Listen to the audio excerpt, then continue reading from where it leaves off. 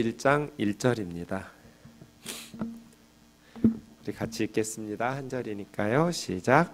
하나님과 주 예수 그리스도의 종 야고보는 흩어져 있는 12지파에게 문안하노라. 아멘. 지난 시간까지 저는 금요일 밤마다 쉬르 하말롯 성전에 올라가면서 부르는 노래를 15편을 함께 보았었습니다. 오늘부터는 야고보서 말씀을 가지고 금요 기도회 때 좀 기도하려고 합니다. 늘 제 아내가 저한테 그러거든요. 설교 좀 짧게 하라고. 특히 기도하러 모인 사람들 앞에 놓고 설교 좀 길게 하지 말라고. 새벽 기도나 금요 기도나 기도 시간을 많이 줘야지 당신 말이 너무 많다고. 그래서 많다고 인정하는데 잘 안 돼요. 그래서 쉽지 않아요. 야고보서를 짧게 보려고 그래요. 본문을 길게 잡으면 또 말이 길어지니까 가능하면 짧은 본문으로 기도 많이 하는, 찬송 많이 하는 금요 기도회가 되었으면 좋겠다 이런 생각하는데, 네. 오늘 첫 시간이니까 야고보서에 대해서 잠깐 좀 소개하고 1절 내용 살펴보도록 하겠습니다. 신약 성경에서 편지들이 제일 많죠. 개수로 보면 바울 서신 13개가 있고요. 그 다음 바울이 쓰지 않은 다른 저자들의 편지를 일반 서신이라고 해요. 공통서신 이렇게 부르기도 하는데요. 네, 그냥 어떤 특정한 개인이나 교회라기보다는 일반적으로 교회들이 성도들이 회람하면서 읽도록 되어 있다고 해서 일반 서신이라고 하는데요. 야고보서는 그 일반 서신의 첫 번째 성경이죠. 위치적으로. 예. 야고보서 하면 여러분 잘 알고 계시는 것처럼 가장 실천적인 성경이에요. 행함을 강조하죠. 그래서 뭐 부와 빈곤의 문제라든지 율법과 자유의 문제라든지 뭐 믿음과 행위의 문제라든지 교회와 세상의 문제라든지, 그래서 어떤 분이 조간신문 같다 매우 현실적인 문제들을 교리적으로 깊이 있게 파헤치고 이런 거 없어요. 매우 구체적인 삶의 문제들을 다루고 있는 실천적인 성경 야고보서이죠. 야고보서의 저자는 야고보라는 것이 본문에 나와 있는데요. 그냥 하나님과 주 예수 그리스도의 종 야고보는 이렇게 함으로써 잘 알려진 야고보거든요. 자신에 대해서 이 편지를 받는 사람들이나 초대교회 성도들이 잘 모른다면 좀 설명을 했을 거예요. 어떤 야고보인지. 왜냐하면 야고보라는 이름은 야곱 조상 때문에 굉장히 흔한 이름이거든요. 신약 성경에만 해도 6명이나 나와요. 그래서 잘 알려진 야고보 중에 누구일까인데요. 예수님의 친동생이라고 봅니다. 예수님의 친동생 야고보. 이게 이제 초대교회의 교부들의 증언들이나 또 많은 성경학자들이 분석하고 내용을 살펴보면서 그렇게 말하고 있습니다. 그런데 야고보서 하면 꼭 이 사람을 언급하죠. 종교개혁자 마틴 루터예요. 마틴 루터가 야고보서를 지푸라기 서신이라고 좀 폄하했죠. 그래서 처음으로 독일어 성경으로 번역한 사람 마틴 루터인데요. 독일어 성경 초판에는 1522년에 나온 이 성경 신약 성경에는 야고보서가 빠졌어요. 이 성경 아니다. 야고보서는 그렇게 좀 루터에 의해서, 왜냐하면 중세 시대에 타락한 교회를 이신칭의 믿음으로써 의롭다 칭함을 얻는다. 믿음으로써 구원을 받는다는 그런 이신칭의의 내용에 정반대잖아요. 믿음이 중요한 것이 아니고 행함 없는 믿음은 죽은 믿음이고, 행함을 야고보서가 강조하기 때문에 그렇게 지푸라기 서신으로 폄하하기도 하고 했죠. 그러나 사실은 야고보서와 바울 서신은 충돌하지 않아요. 언뜻 보면 그렇게 보이는 건데 다루는 주제 내용이 다른 거죠. 바울은 사람이 어떻게 하나님 앞에서 의롭다함을 얻을 수 있는가, 야고보 장로님이 행함으로 구원받는다는 게 아니잖아요. 야고보 장로님이 다루는 주제는 그렇게 믿음으로 은혜로 의롭다함을 얻은 성도가 어떻게 살아야 되는가. 믿음이 있는데 어떻게 자기 마음대로 죄짓고 사냔 말이에요. 야고보 장로님은 믿음을 공격하는 것이 아니라, 믿음의 반대 행함이 아니라 행함 없는 믿음을 공격하는 거죠. 가짜 믿음, 예수님께서 우리 형님이 가르쳐 주시지 않은 믿음, 가짜 복음에 대해서 야고보 장로님이 책망하는 것이지 믿음을 책망하거나 반대하는 건 아니죠. 그래서 이후에는 이제 당연히 성경 정경에 야고보서가 들어가죠. 초대교회도 이런 논의들은 좀 있었거든요. 야고보서에는 십자가와 부활의 내용이 없으니까 이 기독교와 복음의 핵심인 예수 그리스도의 대속적 죽음과 부활하심에 대한 구절들이 없으니까 초대교회에서도 좀 이렇게 정경성의 의문이 되었는데요. 최종적으로 칼케돈 회의에서 379년에 정경이 확정될 때 야고보서는 정경으로 들어가게 된 것이죠. 마지막으로 한국교회 상황에서 야고보서를 좀 생각해 보면 한국교회는 두 극단이 있는 것 같아요. 한쪽에서는 믿음과 은혜를 강조한 나머지 본 회포 목사님이 염려하셨던 값싼 은혜, 싸구려 복음으로 만들어버리는, 믿음이 중요하지 은혜로 구원받지 행함이 뭐가 중요하냐, 행함은 중요하지 않다, 이렇게 값싼 은혜가 있는 반면 또 한편으로는 행함을 강조하기는 하는데 그 행함이 공로주의로 빠져서 천국의 상급을 쌓으려면 이 땅에서 공적을 많이 쌓아라, 이런 식의 행함, 율법주의적인 공로주의적인 잘못된 두 극단의 모습들이 있는데, 야고보 장로님은 진정한 믿음은 의로운 삶으로 열매 맺는 것에 대해서 매우 구체적인 상황 속에서 우리에게 복음을 전해줍니다. 그래서 지금 우리에게 필요한 것이 야고보서가 아닐까, 이런 생각을 하게 됩니다. 그동안 한국교회는 너무나 믿음으로 은혜로를 강조했다면 이제는 야고보서의 한 구절 한 구절 말씀을 제대로 해석하고 적용해 가면서 바른 믿음은 뭘까? 하나님께서 기뻐하시는 그러한 바른 삶을 좀 살펴볼 필요가 있겠습니다. 문학적으로 보면 야고보서는 굉장히 세련된 헬라어가 쓰였습니다. 그리고 마태복음에 특히 산상설교의 내용들과 많이 연관이 되어 있습니다. 이걸 Q 자료라고 하는데요. Q라는 말은 영어 Q가 아니라 독일어 크벨레라고 하는, 크벨레라는 말이 우물, 샘, 그런 뜻이 단어거든요. 그래서 공간복음, 특히 마태복음과 누가복음에 나온 예수님의 말씀들, 산상설교 같은 예수님의 어록이 있잖아요. 설교문들의 모음집, 주로 Q복음이라고 하는데요.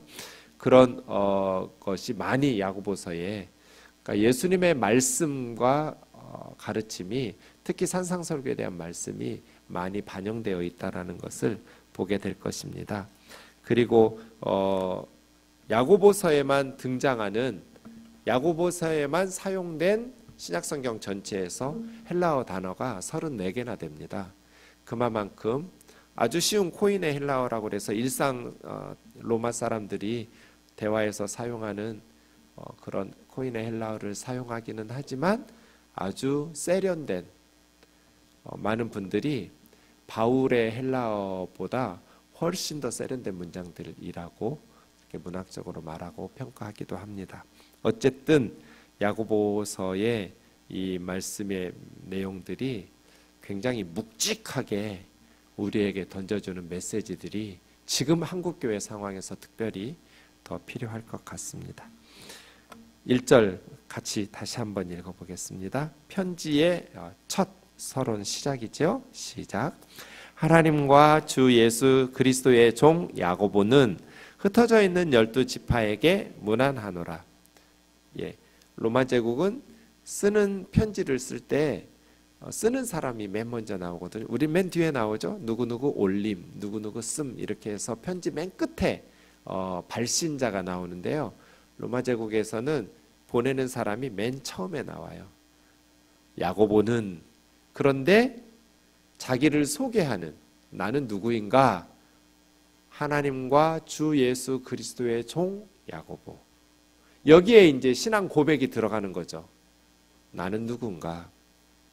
여러분은 누구예요? 거기에 신앙 고백이 들어있어요.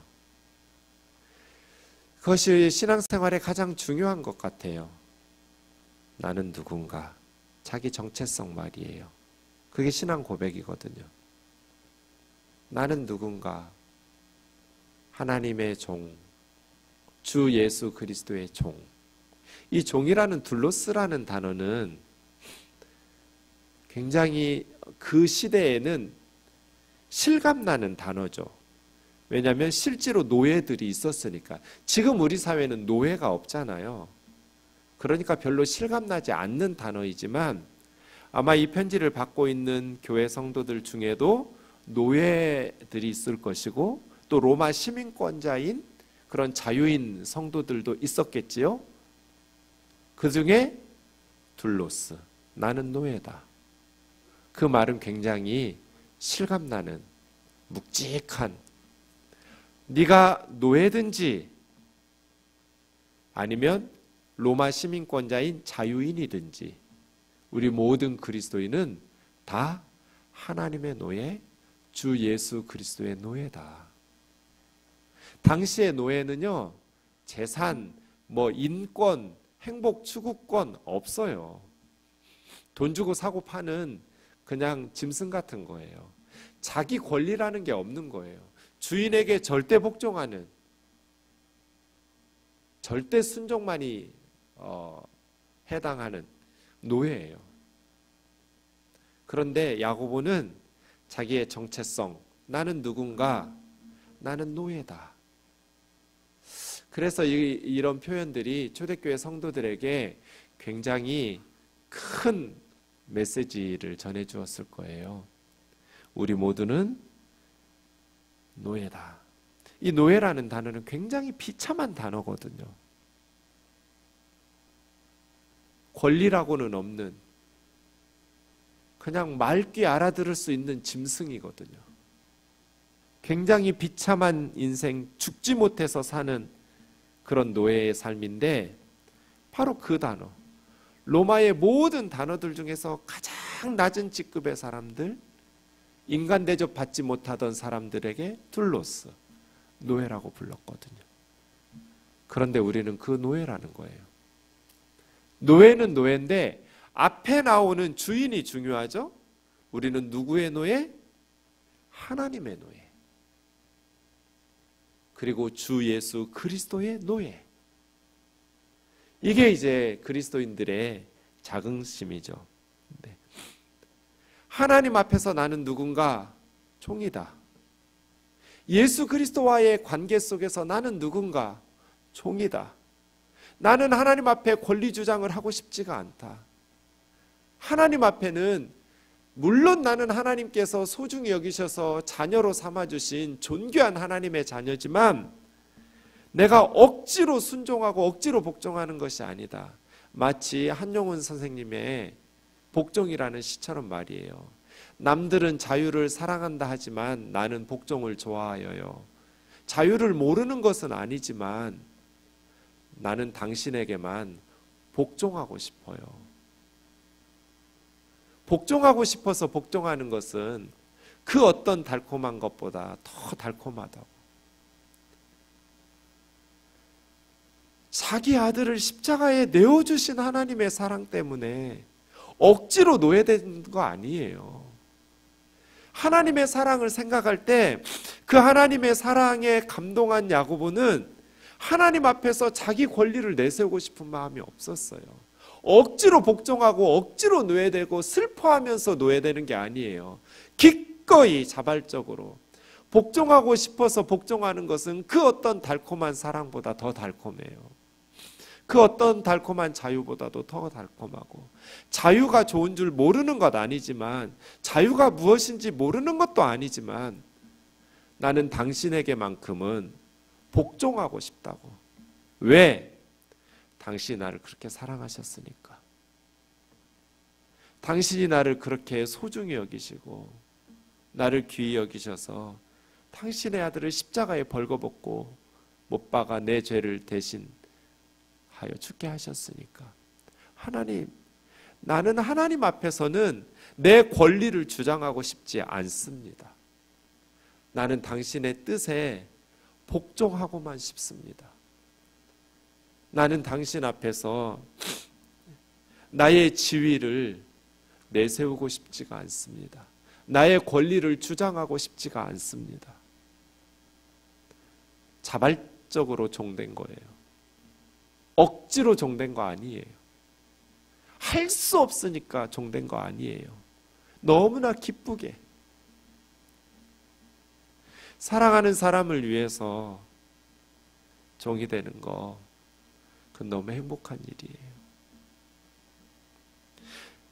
제가 지금 몸 컨디션이 좀 안 좋은데요. 주중에 이틀 동안 병원에서 자는데 5인실이다 보니까 잠을 제대로 못 자겠더라고요. 어머님 잠깐 좀 입원하셔서 제가 간호하느라고 병원에서 이틀 잤더니요, 코 고시는 분들 계시고 화장실 왔다 갔다 하시는 분들 계시고 늘 간호사 선생님들 왔다 갔다 뭐 체크하시고 하니까, 그리고 또 이렇게 먼지도 많고 해서 비염은 다시 도지고 콧물은 줄줄 나고. 근데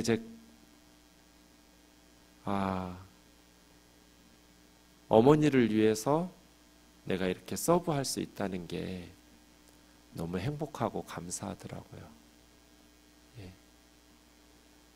예전에 제가 중학교 2학년 때부터 수술하고 2년 후에 고1 때 또 한 번 수술하고, 제 곁에 항상 저희 어머니가 간호를 해주셨잖아요, 저를. 이제 역할이 바뀌었어요. 옛날 생각했어. 우리 어머니는 나보다 더 안타까운 마음으로 제 앞에서 우신 적은 한 번도 없어요. 그런데 이렇게 병실 밖에 나갔다 오면 눈이 퉁퉁 부어 있어요. 제가 죽을 뻔한 수술 때문에 이렇게 병마와 싸우느라고 고생하고 있으니까. 저는 예나 지금이나 잘 참는 사람이거든요. 그 얘기 잊어버렸는데 어머니가 이번에 말씀해 주셔서 그랬었나 싶은. 수술한 첫날은 되게 힘들잖아요. 지금은 진통제를 많이 놓죠.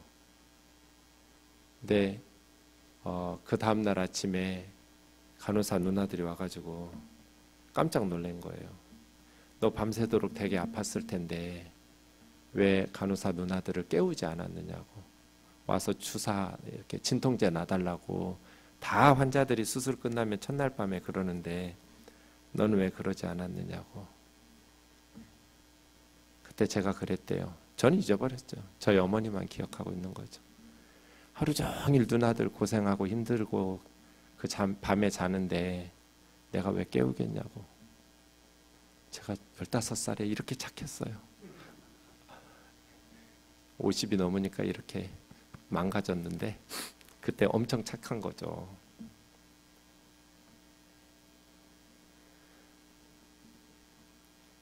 나를 위해서 어머님이 그렇게 고생했는데, 나를 사랑해서 자신의 모든 삶을 바쳤는데, 내가 그 어머니를 섬기고 잠 며칠 못 자고 비염 도지고 밥 못 먹고 이런 게 뭐가 힘들겠어요.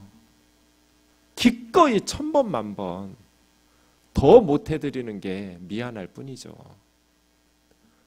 종이죠. 이 종됨은 사랑 때문에 자발적인 종되는 거예요. 그래서 갈라디아서 5장 13절에서 사도 바울이 우리에게, 우리가 자유를 위해서 부르심을 받았지만, 예수 그리스도의 십자가의 복음의 은혜 안에서 우리가 자유롭게 되었지만 사랑 안에서 서로 종노릇해라. 사랑 때문에 서로를 섬기는, 서로를 종노릇하는 종이죠. 주 예수 그리스도의 종이에요. 예수는 주님이시고 메시아 그리스도이기 때문에 이거는 자기의 프라이드예요. 이제 나는 망했네. 난 노예가 되어버렸어. 탄식하는 게 아니에요. 왜? 하나님과 주 예수 그리스도의 종이기 때문이에요. 이 앞부분이 우리에게도 하나님과 주 예수 그리스도의 종 아무개는 하고 우리의 정체성을 분명히 하고 살아갈 수 있기를 주의 이름으로 축원합니다. 그리스도인들이 왜 공허한가? 인생이 왜 행복하지 못한가? 왜 신앙생활에 기쁨이 없는가? 요 첫 줄이 안 돼서 그래요. 야고보 자리에다가 여러분의 이름을 써보세요. 나는 누구의 종인가? 나는 세상 사람의 종도 아니고 돈이나 세상의 성공이나 쾌락의 종도 아니고 나의 주인은 하나님과 주 예수 그리스도라고 늘 하나님 앞에 하나님, 나는 하나님 앞에서 내 권리를 주장하고 싶지 않다고, 나는 하나님 앞에서 왜 내 기도 들어주시지 않느냐고, 왜 나를 돌아보시지 않느냐고 불평하고 원망하고 싶지 않다고. 그런 사람들은 세상에 널려 있으니까 나는 하나님 앞에서만은 복종하고 싶다고. 내 삶에 다 이해할 수 없는 내 삶의 수많은 사건들이 늘 일어나고 앞으로도 일어나겠지만 그 어떤 사건과 상황 속에서도 나는 하나님 앞에서는 노예처럼 섬기고 하나님을 사랑하면서 살겠다고. 그 사랑 때문에 말이에요. 우리는 하나님과 주 예수 그리스도의 엄청난 사랑을 받았잖아요. 그래서 그 하나님과 주 예수 그리스도에 대해서는 그 무엇을 드려도 아깝지 않은 그런 뜨거운 마음으로 살아갈 수 있기를 주의 이름으로 축원합니다. 흩어져 있는 12지파, 그리스도인들은 흩어지는 공동체, 이 교회죠. 교회란 흩어진 12지파. 교회 안에서 똘똘 뭉치는 게 중요한 것이 아니라 여기서 예배하고 말씀으로 양육되고 기도로 힘을 길러서 흩어져야죠. 온 세상에 흩어진, 이 디아스포라라고 말하는 흩어진 사람들. 우리는 모이는 것도 중요하지만 흩어져서의 역할이 더 중요하죠. 세상 속에서 12지파로 살아야 된다. 하나님의 백성으로. 진정한 이스라엘은 예수 그리스도를 믿는 성도들과 교회거든요. 하나님의 백성, 흩어진 12지파. 이 세상은 나그네 길이에요. 우리는 하숙생 같아요. 인생은 나그네 길, 어디서 왔다가 어디로 가는가. 세상 사람들은 모르니까 정일랑 두지 말자, 미련일랑 갖지를 말자 이렇게 노래하지만 우리는 알잖아요. 우리의 고향, 우리의 본향은 천국이고 이 세상은 나그네 길이라고. 흩어져 있는 이 말은 이 세상에 뿌려진 씨앗과 같거든요. 그렇게 우리가 있는 가정, 학교, 사회, 교회, 이 세상 속에서 하나님의 백성, 참 이스라엘, 하나님의 자녀들로서 사명을 잘 감당할 수 있기를 원합니다. 힘들죠. 세상은 하나님의 정신을 거부하니까요. 거짓 메시지로 하나님의 백성들을 힘겹게 하죠. 그러나 흩어져서 하나님의 백성답게 잘 살아낼 수 있도록 우리 생동교회가 기도로 응원하고 말씀으로 훈련하고 그렇게 세상에서 승리하는 흩어진 하나님의 백성으로 살아갈 수 있도록 잘 세워주는 교회 되기를 원합니다. 무난한다라는 말은 기뻐하다, 카이로라는 말이 기쁘다, 즐겁다 하는 뜻인데요. 그냥 많이 하는 안녕 하면서 인사하는 거죠. 네, 오늘 말씀 붙잡고